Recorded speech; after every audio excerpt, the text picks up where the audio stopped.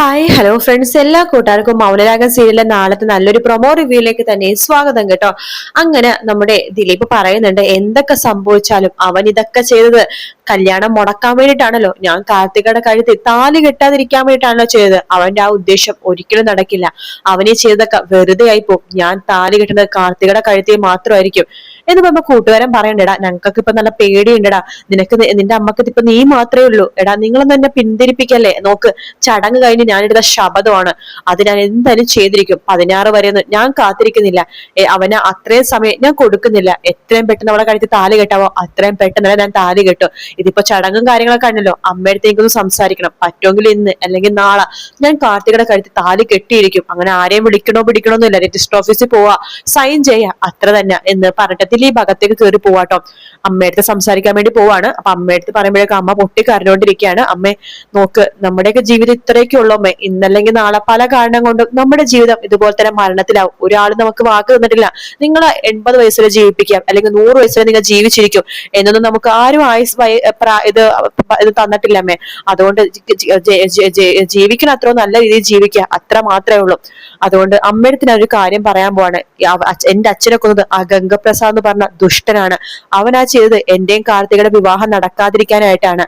അവന് അതിനൊരു തിരിച്ചടി എനിക്ക് കൊടുക്കണമേ. അങ്ങനെ അവൻ ജയിച്ചിട്ട് ഇങ്ങനെ ഇരിക്കണ്ട, അവനിപ്പോ ഭയങ്കര സന്തോഷിക്കായിരിക്കും, പൊട്ടിച്ചിരിക്കായിരിക്കും അവൻ. എന്റെ മനസ്സിൽ അതെനിക്ക് കാണാൻ പറ്റുന്നുണ്ട്. അവനങ്ങനെ സന്തോഷിക്കണ്ടമേ, സന്തോഷിക്കാൻ ഞാൻ സമ്മതിക്കില്ല. അതിനുവേണ്ടി അവൻ എന്തിനു വേണ്ടിയിട്ടാണോ ഇതൊക്കെ ചെയ്തത് അതൊക്കെ വെറുതെയാണെന്ന് അവന് തോന്നണം. നീ എന്താ മോനെ പറഞ്ഞു വരുന്നത്, അമ്മക്ക് മനസ്സിലായില്ലേ? അമ്മേ പ്ലീസ് എന്നെ എതിർക്കരുത്. അമ്മ എന്നെ സ്നേഹിക്കുന്നുണ്ടെങ്കിൽ കാർത്തികയുടെ കഴുത്തിൽ താലി കെട്ടാൻ അമ്മ എന്നെ അനുഗ്രഹിക്കണം. മോനെ വേണ്ട മോനെ, ആ ബന്ധം നമുക്കിനി വേണ്ട. എനിക്കിനി നീ മാത്രമേ ഉള്ളൂ, നിന്നെ നഷ്ടപ്പെടാൻ എനിക്ക് വയ്യ. ഓരോ ദിവസവും നിനക്ക് എന്ത് സംഭവിക്കും പേടിച്ച് പേടിച്ച് ജീവിക്കാൻ എനിക്ക് വയ്യ മോനെ. നോക്ക്, നമുക്ക് ഏതെങ്കിലും പാവപ്പെട്ട വീട്ടിലെ സാധാരണ പെണ്ണിനായാലും കുഴപ്പമില്ല, ഈ പെണ്ണിനെ വേണ്ട മോനെ എന്ന് പറയണം. അമ്മേ നോക്ക്, കാർത്തികനെ എനിക്ക് ഒരുപാട് ഇഷ്ടമാണ്, അതൊന്നാമത്തെ കാരണം. കാർത്തികയും ആദ്യമായിട്ട് സ്നേഹിക്കുന്നുണ്ടെങ്കിൽ അത് എന്നെ തന്നെയാണ്. പിന്നെ അതിന്റെ പേരിൽ എന്തിനാ ആ പാവം പെൺകുട്ടിനെ ഇങ്ങനെ ദ്രോഹിക്കണത്? അമ്മക്കറിയാവോ, ഇന്ന് അച്ഛന്റെ ചിതക്ക് തീ വെക്കുന്ന സമയത്ത് അച്ഛൻ എന്നോട് വന്ന് പറയണ പോലെ എനിക്ക് തോന്നി, ഗംഗപ്രസാദിനെ ജയിപ്പിക്കരുത്, നീ തോൽപ്പിക്കണം, കാർത്തികയുടെ കഴുത്തിൽ താലി കെട്ടി നന്നായിട്ട് ജീവിച്ചു കാണിച്ച് നീ അവനെ തോൽപ്പിക്കണമെന്ന് അച്ഛൻ എന്നോട് പറയുന്നുണ്ടായിരുന്നു അമ്മേ. അച്ഛന്റെ ചിതക്ക് ശപഥം ചെയ്തിട്ടാ ഞാൻ വന്നിരിക്കണത്. ഞാൻ താമസിക്കണമെന്നില്ല, അമ്മ സമ്മതിച്ചാലില്ലെങ്കിലും ഞാൻ എത്രയും പെട്ടെന്ന് തന്നെ കാർത്തികയുടെ കഴുത്തിൽ താലി കെട്ടും. എനിക്ക് അമ്മയുടെ അനുഗ്രഹം വേണമെന്നൊരു ആഗ്രഹമുണ്ട്. അമ്മ എതിർപ്പൊന്നും പറയരുത്, എന്നെ അനുഗ്രഹിക്കണം എന്നൊക്കെ പറഞ്ഞിട്ട് ദിലീപിന്റെ അമ്മയുടെ അടുത്ത് സംസാരിക്കുന്നു കേട്ടോ. അതേസമയം നമ്മുടെ അമലും ഭയങ്കര കരച്ചിലാണ്. കാർത്തിക ഇങ്ങനെ കരയുമ്പോ കാർത്തികയുടെ അടുത്തേക്ക് പോകുന്നു കേട്ടോ. ചേച്ചി എന്ന് പറയുമ്പോഴേക്കും കാർത്തിക പൊട്ടിക്കരയാണ്. ചേച്ചി കരയില്ലേ ചേച്ചി, എല്ലാത്തിനും കാരണം ഞാനാണല്ലേ, നീ എന്താ അങ്ങനെ പറഞ്ഞത്, നീ എങ്ങനെ ഇതിനെ കാരണക്കാരിയാവണ? അല്ല, കാട്ടിൽ വെച്ച് അവരൊരു ദുഷ്ടനായിട്ട് കുറെ നാള് കാട്ടിലുണ്ടായിരുന്നല്ലോ, ചതഞ്ഞരിഞ്ഞ് കിടക്കുമായിരുന്നു അവൻ. ഒരു ചെറിയൊരു സൂചന കിട്ടിയിരുന്നെങ്കിൽ ആ കിടപ്പിൽ തന്നെ അവനെ ഇല്ലാതാക്കായിരുന്നു. പക്ഷെ ഞാൻ അവനെ വിശ്വസിച്ചു, പ്രണയിച്ചു. വേലുവേട്ടനൊക്കെ പലവട്ടം പറഞ്ഞാണ് അവനെ വിശ്വസിക്കരുത്, അവൻ എന്തോ കൊലയാളിയാണ്, കുറ്റവാളിയാണെന്നൊക്കെ പറഞ്ഞു.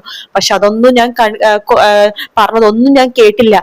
ഞാൻ കാരണം അവൻ അത്രയും നാള് കാട്ടിൽ ആയുസ്സോട് ജീവിച്ചത്. ഞാനന്ന് അവനെ സംശയിച്ചിരുന്നെങ്കിൽ ഒരിക്കലും അവൻ അത്രയും നാള് കാട്ടിൽ ജീവിക്കില്ലായിരുന്നു. അവനെ കാട്ടിൽ വെച്ചിട്ട് തന്നെ ഇല്ലാതാക്കായിരുന്നു. ഒരിക്കലും അവൻ നാട് കാണില്ലായിരുന്നു. ആ സമയം അങ്ങനെയാണെന്നുണ്ടെങ്കിൽ ചേച്ചിയുടെ കല്യാണം ഇപ്പൊ നടന്നാനെയല്ലോ എന്ന് പറയുമ്പോഴേക്കും കാർത്തിക പറയുന്നുണ്ട്, അമലു മോളെ നീ ഇങ്ങനെയൊന്നും പറയല്ലേ, നോക്ക് ഞാനൊരു കാര്യം പറയാം, ഇതൊക്കെ നടക്കണോന്നുള്ള ദൈവ നിശ്ചയമാണ്, ഇങ്ങനെയൊക്കെ നടക്കുമായിരിക്കും. നിനക്കൊരു കാര്യമായമോ, ഗംഗപ്രസാദിന്റെ അച്ഛൻ, അതായത് എന്റെ രണ്ടാനച്ഛൻ, അമ്മയുടെ രണ്ടാം ഭർത്താവ് എന്ത് നല്ല മനുഷ്യനായിരുന്നു നിനക്കറിയാവോ? ഈ രണ്ടാനച്ഛൻ രണ്ടാനമ്മക്ക് നമ്മൾ ടിവിയിലോ ഒക്കെ കാണുന്നതൊക്കെ ഒരു ദുഷ്ട കഥാപാത്രം പോലെയല്ലേ? പക്ഷെ അങ്ങനെയൊന്നും അല്ലായിരുന്നു, നേരെ തിരിച്ചായിരുന്നു. എന്നെ ഒരുപാട് ഇഷ്ടമുള്ള ഒരു അച്ഛനായിരുന്നു. ആ അച്ഛന്റെ മരണത്തിന് കാരണം പോലും ഈ ഗംഗപ്രസാദാണ്. എന്നിട്ടും അവന്റെ കാര്യം തീർന്നില്ല. അച്ഛൻ മരിച്ച് ചിതാഭസ്മം പുഴയിൽ ഒഴിക്കണ സമയത്ത് അവൻ വന്നിരുന്നു. അവൻ വന്നിട്ട് ആ ചിതാഭസ്മം എറിഞ്ഞു പൊട്ടിക്കുകയാണ് ചെയ്തത്. അച്ഛന്റെ ചിതാഭസ്മം പോലും ഒഴിക്കാനിട്ട് ഞങ്ങൾ അവൻ സമ്മതിച്ചില്ല. അത്ര ക്രൂരനവൻ, സ്വന്തം അച്ഛനോട് പോലും അങ്ങനെ ചെയ്തവൻ പിന്നെ നമ്മുടെ അടുത്തൊക്കെ അങ്ങനെ ചെയ്യാതിരിക്കോ? ഇന്നല്ലെങ്കിൽ ഇപ്പൊ വിവാഹം കഴിഞ്ഞെങ്കിൽ പോലും അവൻ ഞങ്ങൾ ഉപദ്രവിക്കാൻ വന്നാനെ. ഒരു കണക്കിന് ഇതൊക്കെ ഇങ്ങനെ ആയത് നന്നായെന്ന് എനിക്ക് ഞാൻ പറയുള്ളൂ. എനിക്ക് വിവാഹയോഗമില്ല, ഇനി ദിലീപേട്ടൻ എന്നെ കല്യാണം കഴിക്കാനും വരണ്ട എന്നൊക്കെ കാർത്തിക പറയാണ്. പക്ഷെ എന്നാലും എനിക്കൊരു വിഷമേ ഉള്ളൂ, ദിലീപേട്ടന്റെ അച്ഛൻ മരിച്ചു പോയല്ലോ, അതും ഞാൻ കാരണക്കാരിയല്ലേ എന്നൊക്കെ പറഞ്ഞിട്ടാണ് കാർത്തിക് ഇങ്ങനെ പൊട്ടിക്കരനായിട്ടോ. ആസ്വദ കാണുമ്പോഴേക്കും അമലുക്കും വിഷമമായിട്ട് അമലും ഇങ്ങനെ കരഞ്ഞുകൊണ്ടിരിക്കുകയാണ്. അതിനുശേഷം കിരൺ തിരിച്ചു വന്നിട്ട് വേലുവിനോട് രതീഷിനോട് നടന്ന സംഭവങ്ങളൊക്കെ പറയാട്ടോ. അവരോട് പറയുന്നുണ്ട്, എല്ലാത്തിനും കാരണക്കാരനെ ഗംഗപ്രസാദ് തന്നെയാണ്. അവൻ വേഷം മാറി, അവൻ പതിവ് പോലെ തന്നെ ഒരു വൃദ്ധന്റെ വേഷം ഇട്ട് ഇലയൊക്കെ ആയിട്ടാണ് ദിലീപിന്റെ വീട്ടിലേക്ക് കടന്നത്. അവർക്ക് സംശയം തോന്നിയതുമില്ല. അവനായിട്ട് വീട്ടിലേക്ക് കടന്ന് ദിലീപിന്റെ മണിയറയിൽ ഒളിച്ചിരുന്നിട്ടുണ്ടായിരുന്നു. അവിടെ അങ്ങനെ ആരും കേറില്ലല്ലോ, അലങ്കരിച്ചിട്ടോണ്ട് അത് കൊളവാക്കണ്ടെന്ന് വെച്ച് ദിലീപ് മണിയറയിൽ കിടന്നില്ലായിരുന്നു. കിടന്നിരുന്നെങ്കിൽ ദിലീപിനെ കൊല്ലാനായിരുന്നു അവൻ നിന്നത്. ദിലീപിനെ കൊല്ലാൻ പറ്റാത്തതുകൊണ്ട് ആ ദേഷ്യത്തിൽ കല്യാണം മുടക്കുക എന്നാണല്ലോ അവന്റെ ഉദ്ദേശം. അതുകൊണ്ട് പാവപ്പെട്ട ദിലീപിന്റെ അച്ഛനെ കൊല്ലുമായിരുന്നു എന്ന് പറയുമ്പോ വേലുക്കാണെങ്കിൽ ആകെ ദേഷ്യം വരട്ടെ. വേലു അപ്പൊ തന്നെ അവിടുന്ന് വേഗം മതിലിന്റെ അങ്ങോട്ട് പോയി മതിലിൽ കൈവച്ചിന് അടിക്കുവാട്ടോ. അപ്പോ കിരൺ പറയണ്ട, വേലു നിന്നെ പോലെ തന്നെ ദേഷ്യവും അമർഷവും ഒക്കെ എനിക്കും ഉണ്ട്. പക്ഷെ അത് നമ്മൾ കാണിക്കേണ്ടത് ഇവിടുത്തെ ചുമരിനോടല്ല, അവന്റെ നെഞ്ചത്താണ് നമ്മൾ തീർക്കേണ്ടത്. നോക്ക്, ഇന്നത്തെ ദിവസം നമ്മൾ അവൻ ഈ നഗരത്തിൽ തന്നെ ഉണ്ടാവും, സന്തോഷത്തോടെ ചിരിച്ച് ആഹ്ലാദിച്ച് എവിടെയോ അവൻ ഇരിപ്പുണ്ട്. നമുക്ക് ഇന്ന് തന്നെ അവനെ കണ്ടുപിടിക്കണം. ഏത് മുക്കിലും മൂലിൽ ഒളിച്ചാലും കുഴപ്പമില്ല, അവനെ കണ്ടുപിടിച്ചിരിക്കണം. പിന്നെ പോലീസുകാരുടെ സഹായം നമുക്ക് വേണ്ട, അവര് സഹായിക്കാതെ വേണ്ടി ഇത്ര നാട്ടിൽ ഒന്നും സംഭവിച്ചില്ലല്ലോ. അതുകൊണ്ട് നമുക്ക് തന്നെ തേടി ഇറങ്ങാം ഇനി ഗംഗപ്രസാദിനെ. നമ്മുടെ കയ്യിൽ ആരുടെ കയ്യിൽ കിട്ടണോ ആ സമയത്തിന് അവനെ തീർത്തേക്ക് എന്ന് പറയുമ്പോ വേലു പറയണ്ട്, സാറേ എന്റെ കൈ കിട്ടിയ അവന്റെ പൊടി പോലും കിട്ടില്ല. ദേ ഈ കത്തി ഉണ്ടല്ലോ, ആ കത്തി വെറുതെ തൊട്ടാ മതി ചോര പൊടിയും. പിന്നെ എത്ര ദൂരെ നിന്നാലും എനിക്ക് അവന്റെ ഒരു ചെറിയൊരു ഇത് കിട്ടിയാൽ മതി, ആ ഭാഗത്തേക്ക് എനിക്ക് അവന്റെ സ്വരം കേട്ടാൽ പോലെ ആ ഭാഗത്തേക്ക് എനിക്ക് കറക്റ്റ് ആയിട്ട് കത്തി എറിയാൻ സാധിക്കും. പിന്നെ ഈ ഗംഗപ്രസാദിന് കുറച്ച് വിദ്യകളൊക്കെ അമല് പഠിപ്പിച്ചു കൊടുത്തിട്ടുണ്ടായിരുന്നു. അപ്പൊ അതിന്റെ ബലത്തിലാ അവനിപ്പൊ നടക്കണത്. സാറ് പേടിക്കണ്ട, അവൻ മരിച്ചിട്ടേ ഞാനും അമലും കാട്ടിലേക്ക് തിരിച്ചു പോകുള്ളൂ. ഇത് ഞങ്ങൾ തരുന്ന ഉറപ്പാണ് സാറേ, ശപഥമാണ്. അവന്റെ മരണം ഉറപ്പിക്കാതെ ഞങ്ങൾ കാട്ടിലേക്ക് പോവില്ല എന്ന് പറയുമ്പോ കിരൺ പറയണ്ട, നീയൊക്കെ എന്റെ കൂടെ ഉള്ളത് ഭയങ്കര സപ്പോർട്ടാണ്, എനിക്ക് ഭയങ്കര ഒരു ആശ്വാസമുണ്ട് നിങ്ങളെ പോലത്തെ ആൾക്കാരൊക്കെ എന്റെ കൂടെ നിൽക്കുന്നത് കൊണ്ട് എന്നൊക്കെ പറയുന്നുണ്ട് കേട്ടോ കിരണം.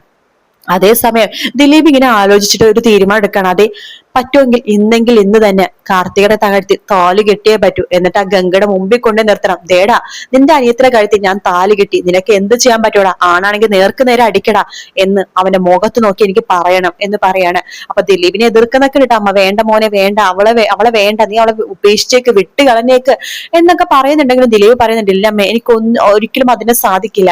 ഞാൻ വിവാഹം കഴിക്കുന്നുണ്ടെങ്കിൽ അത് കാർത്തികനെ മാത്രമായിരിക്കും. പിന്നെ എനിക്ക് ജയിച്ച് കാണിക്കണമേ, അവളുടെ കഴുത്തിൽ താലി കെട്ടി എനിക്ക് ആ ഗംഗപ്രസാദിന് മുമ്പിൽ പോയി നിൽക്കണം. എന്നിട്ട് അവനെ കൊല വിളിച്ചിട്ടാണെങ്കിലും അവളുടെ പെങ്ങളെ ഞാൻ കെട്ടിയത് വേണ്ട അവന്റെ മുമ്പിൽ കൊണ്ടെനിക്ക് നിർത്തണമേ. അതാണ് എന്റെ ഏറ്റവും വലിയ ആഗ്രഹം. അവൻ ഇത്രയും കഷ്ടപ്പെട്ടവന്ന് ചെയ്തത് അവന്റെ പെങ്ങളുടെ വിവാഹം മുടക്കാനാണല്ലോ അല്ലെ. ആ വിവാഹം മുടങ്ങില്ലെന്ന് അവനെ അറിയിക്കണം. പക്ഷെ ഇപ്പൊ പാടില്ല, അവൻ അറിയാതെ രജിസ്റ്റർ ഓഫീസിൽ പോയി താലി കെട്ടി രജിസ്റ്ററിൽ ഒപ്പിട്ടതിന് ശേഷം ഞാൻ കാർത്തികനെ കൂട്ടിക്കൊണ്ട് നേരെ പോണത് അവന്റെ അടുത്തേക്കായിരിക്കും. അമ്മ നോക്കിക്കോ, ഇതിന് അമ്മ ഒരു എതിരും പറയരുത് എന്ന് പറയാണ്. അങ്ങനെ രണ്ടും കൽപ്പിച്ച് ദിലീപ് കാർത്തികയുടെ കഴുത്തി താലി കെട്ടാൻ വേണ്ടി പോവാണ്. ഗംഗപ്രസാദ് എവിടെയോ ഇരുന്ന് പൊട്ടിച്ചിരിക്കണൊക്കെ ഉണ്ട് കേട്ടോ.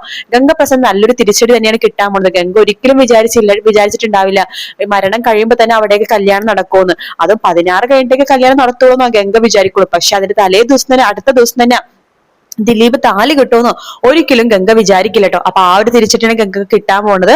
വീഡിയോ ഇഷ്ടപ്പെടുകയാണെങ്കിൽ ലൈക്ക് ചെയ്യാനും സബ്സ്ക്രൈബ് ചെയ്യാനും കമന്റ് ചെയ്യാനും മറക്കല്ലേ കേട്ടോ. മറ്റൊരു വീഡിയോ വീണ്ടും കാണാം. Take care, bye bye.